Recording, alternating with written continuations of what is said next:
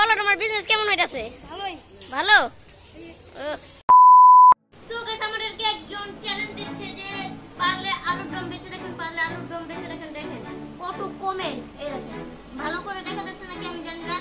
Challenge যখন দিয়েছি তাহলে আমার একটা বন্ধুর আলুর দমের দোকানও আছে, তো ভাবলাম আমি ওইখানে গিয়েই করে নেই ভালো করে। সো গাইস আমার একটা বন্ধু দোকান দিয়েছে, সো চল আপনাদেরকে ওইখানেই নিয়ে যাই। আমার বন্ধু দিয়েছে, এখানে আছি দেখেন আলু। উই এখন আসতেছে, আমি কি মনে করেন না যেটা আমার, এটা ইসমাইলের, উই বানাবে দোকান। ওকে দেখেন এখানে আছে চানা বুট। গাইস ইসমাইল এসে পড়েছে এখন। এই আলু রান্নাছি, আপনারা আলু চ্যালেঞ্জ দিয়েছেন তো আপনাদের। হ্যাঁ উই আজকে করতেছে। ওকে এই আলু খেয়ে যান জানু। এই নিয়ে আসছে দেখুন, এই যে দেখাও।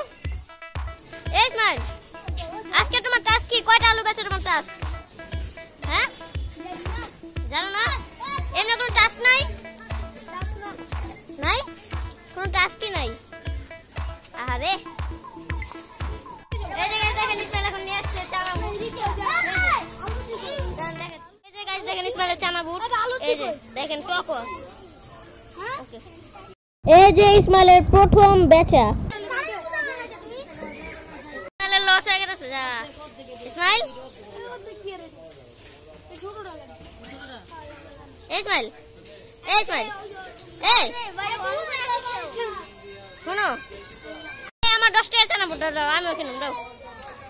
ক্যামেরা অন কিন্তু ইসমাইল ভালো করে বানাও। এই যা পুচু পুচু দাও, আমার 10 টাকার চানা বুট দাও।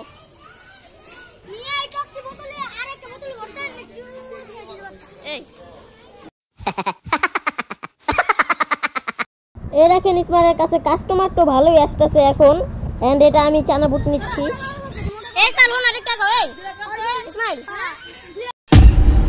দেখেন ইসমাইলের দোকানে কি ভিড়।